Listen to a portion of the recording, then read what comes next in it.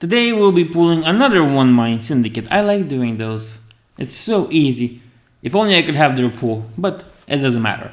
The 13th Black Crusade. Original. Yeah, OG. That's how we roll here.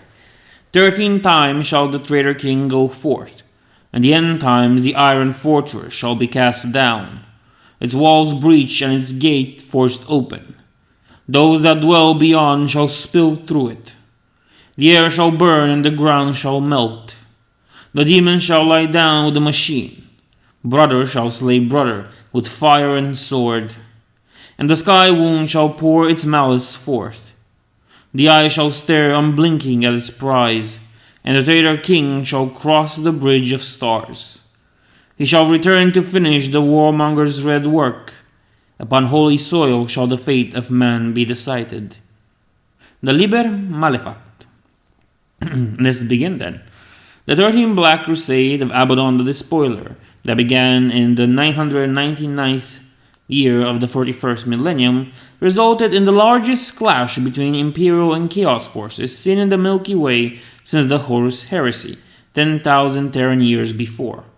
Abbadon raised the greatest army in service to the Chaos gods since the time of Horus, and intended to bring an end to the long war by driving on Terra, slaying the Emperor of mankind upon his golden throne, and at last completing the task the traitor legions had begun millennia before. During this great campaign, at least one of the remaining black stone fortresses, still in the hands of Abbadon the Despoiler, was destroyed by Necron raiders, since they were weapons crafted by the Old Ones that were originally intended to destroy the Necrons, enslaved star gods. The Catan. The 13th Black Crusade began as the in-game background to the 2003 worldwide Warhammer 40k Eye of Terror campaign. At the time, it resulted in a minor victory for the forces of Chaos. This temporary conclusion provided the War Master of Chaos Undivided, Abbadon the Despoiler of the Black Legion, and his chaotic allies the territorial foothold they had long sought within the Cadian Gate, though the servants of the Dark Gods suffered grievous losses to their naval war fleet. For several solar months after the pause in major combat operations, the surface of the fortress world of Cadia was largely controlled by the forces of Chaos, while the skies above Cadia were almost entirely ruled by the Lord Admiral Quarren and the Gothic and Solar battle fleet groups, as well as fleet elements from several chapters of Space Marines. Thus, for a brief time, it seemed that the ultimate result of the 13th Black Crusade was a stalemate between the forces of the Emperor and the ruinous powers. Having both space and air superiority provided a significant advantage to the Imperial forces, allowing the deployment of fresh troops and continuous bombardment of Abbadon's trapped army on Cadia. In 2017, Games Workshop decided to pursue a different storyline than the stalemate that had emerged from the original 2003 worldwide campaign, and the course of the 13th Black Crusade was retconned along a different path. And, the one where Cadia goes boom, thanks to Abbadon just shoving a blackstone fortress in it. Nice. Well, at least that's an interesting outcome. The Gothic War's outcome. While the great storm of the heresy, the forces of the true gods will descend upon the false emperor's minions. The stars will tremble at their passage. The mighty armadas of the war masters will bring annihilation to 100 worlds. Great shall be the slaughter, most pleasing shall be the flow of blood. The fools who follow the emperor will be brought low, forced to their knees amidst the corpses of their families and friends. The thrice cursed one shall become as a living god. The power to destroy the weakling emperor shall be within his grasp. Know this, for these things will come to pass, and the galaxy itself will be the spoils of victory. Constance the prophetess, burned as a heretic in the 356th year of the 38th millennium. To understand the full course and impact of the 13th Black Crusade upon the galaxy, it is first necessary to retell the tale of Abbadon the Despoiler's 12th Black Crusade, better known in Imperial records as the Gothic War, Like many sector-wide conflicts with the arch-enemy, the chaotic war began slowly, with sporadic chaotic raids against smaller imperial outposts in the year 138 of the 41st millennium. Vessels whose crews had been stricken with diseases sacred to the plague lord Nergal were discovered adrift in the Athena sector of the Segmentum Obscurus. At least it's not the Ultima Segmentum. Along with sightings of the Chaos warship Plague Claw, and astropaths began reporting the unsettling disturbance in the warp that slowly cut off the Gothic sector of the Segmentum Obscurus from the rest of Imperial space. Panic and anarchy became widespread in the galactic sector as fanatical religious sects arose, believing that the Emperor was displeased with them. Hysteria spread throughout the sector, and on many Imperial worlds, order broke down completely. The Imperial Navy lost several starships to accidents, and space docks that were subsequently blamed on poor maintenance and faulty ammunition. A rather too convenient explanation for many.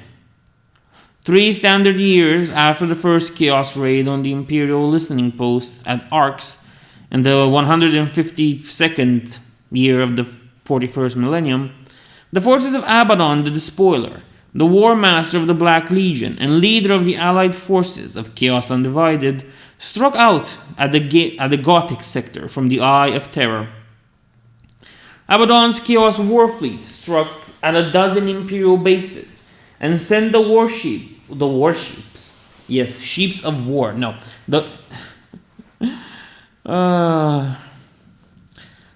Abbadon's Chaos Warfleet struck at a dozen Imperial bases and sent the warships of the Imperial Navy's Battlefleet Gothic reeling. Chaotic starships attacked all across the Gothic sector, and the first inkling of Abbadon's true intention in launching the 12th Black Crusade against the sector was to come to light in the Rebo system. I was about to say the Rambo system. In the Rebo system, where one of the mysterious Xenos Blackstone fortresses orbited the 5th planet. These massive edifices of unknown alien origin had been refitted by the Imperium to serve as orbital bases for the starships of the Battlefleet Gothic. For the first time in the history of the Imperium, one of these fortresses fell to Abbadon's forces, and he was soon to make horrifying use of the captured base's advanced alien technology. Abbadon's fleet possessed a devastating weapon, never before seen by the Imperium in the hands of the forces of Chaos, called the Planet Killer. You know, like the Death Star? Yeah, Planet Killer. Its name was not simply born from the arrogance of its Dark Mechanicus builders, but was a well-deserved epithet, as Abbadon demonstrated at the cardinal world of Savaven. The account of the utter destruction of Savaven, as witnessed by Jeremiah Soldagen, Savaven's orbital defense commander, still has the power to chill one's soul. His description of the entire continent splitting apart, burning skies, and the planet breaking up into pieces in solemn reading. 14 million people died within a single solar hour, and the crippling effects of this on imperial morale at the time should not be underestimated. Many worlds were hurried, though unfortunately not always entirely, evacuated before the Planet Killer arrived. Another Blackstone fortress fell to chaos at the world of Brinaga, at Fularis II. Abbadon was to demonstrate the true power of these ancient Xenos constructs. Exact information regarding the incident remains sketchy in Imperial records, but the evidence points to a massive energy beam being unleashed from the Blackstone fortress that scoured Fularis II bare, stripping its atmosphere and transforming its surface into a barren rocky plain. Imperial forces were continually engaged throughout the Gothic sector, from the Hammerhead Deeps to the Cyclops Cluster, desperate to halt the might of the Chaos Warfleet's Black Crusade.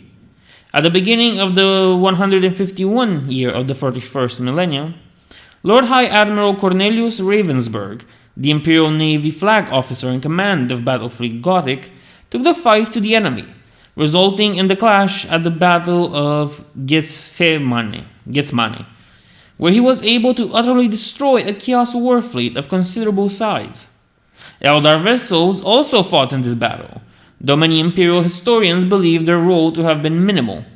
The evidence indicates that the Eldars' involvement against the force of Chaos was considerable during the later stages of the Gothic War through the use of their webway warp gates.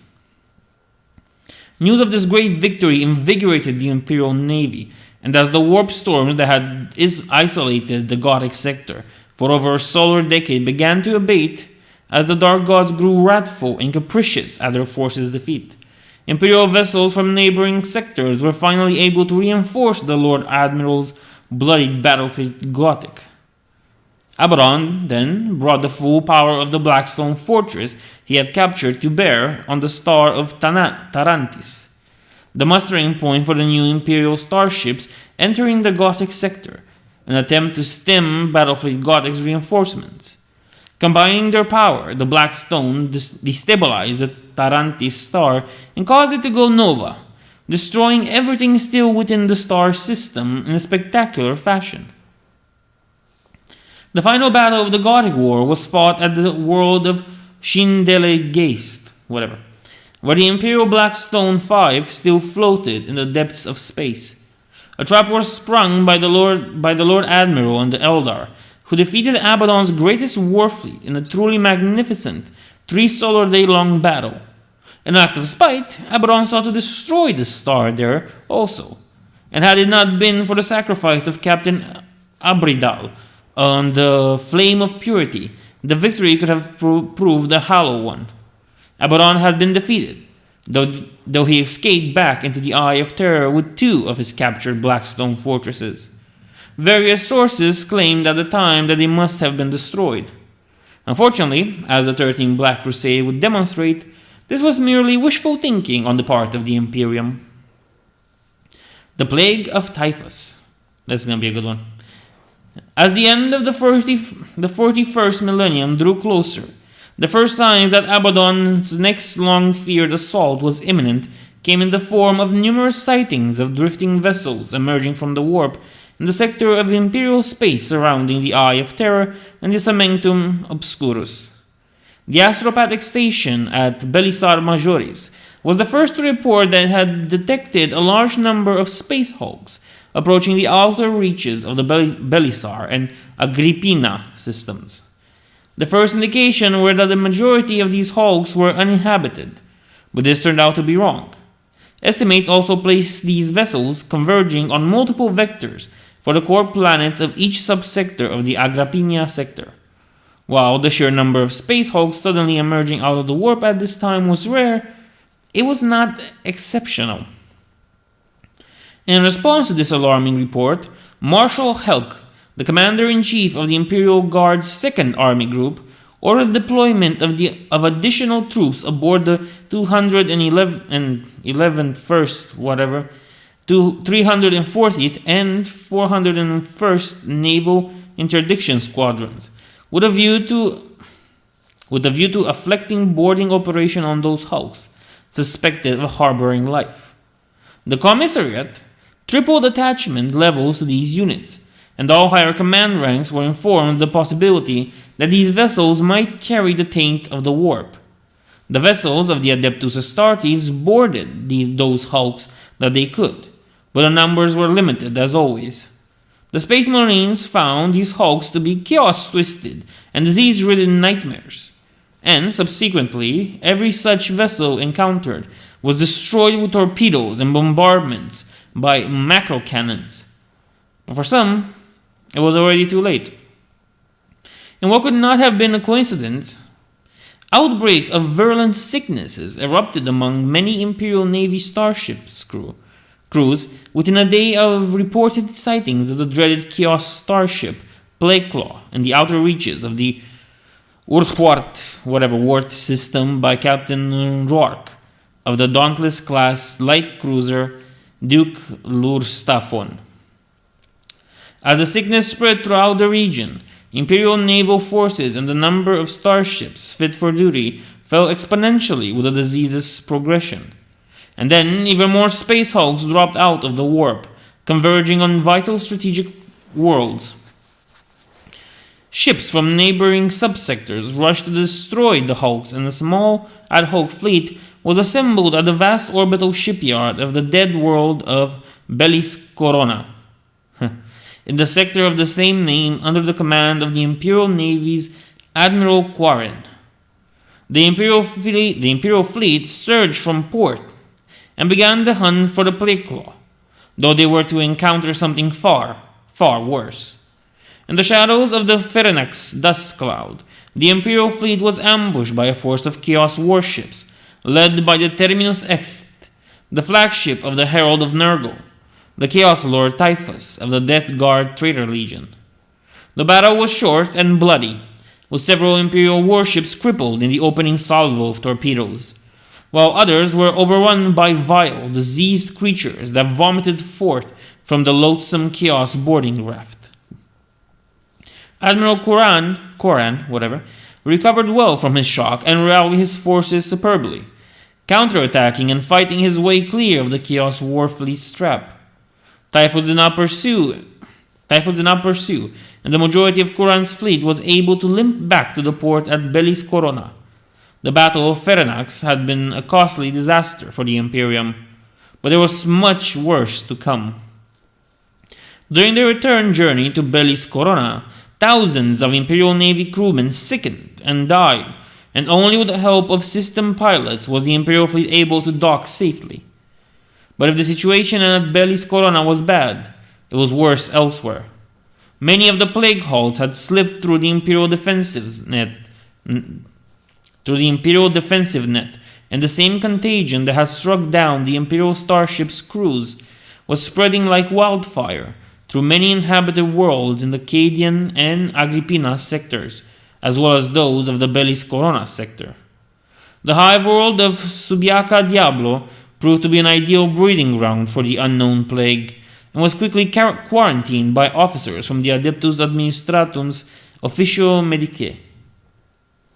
But not before millions of people had already sickened and died. Within a solar month, a dozen other worlds reported cases of the same plague, and panic spread throughout the Segmentum Obscuras as transit between neighboring sectors was halted by the Imperial Navy in an attempt to stop further infection. As the epidemic spread, apocalyptic religious sects once more began to appear on every world afflicted with the disease, just as they had before the outbreak of the Gothic War, preaching that the Emperor's wrath had descended upon them and was a punishment for their sins of wickedness and vice. Only the truly faithful would be spared the curse of unbelief, as they named the plague, and hordes of flagellants filled the streets of every world adjacent to the Eye of Terror. The continued health of these fanatics in the face of the plague gave their words the sheen of truth, and millions flocked to hear their extreme rhetoric out of fear for their lives. The plague continued to spread, but it was on Subiaco Diablo that the true horror of the disease was finally revealed. To the shock and disgust of the planet's inhabitants, the mass graves deep in the ash plains of the hive world that contained the bodies of the afflicted heaved and split open, and the corpses of those who had perished in the plague climbed up from the lime-encrusted ground. Soon, millions of shambling corpses were advancing on the nearby hive city that they had once called home, clawing their way inside and attacking the already diseased, weakened inhabitants. Within months, plague zombies were climbing from their graves on scores of worlds throughout the Segmentum's Bellis Corona and Agrippina sectors.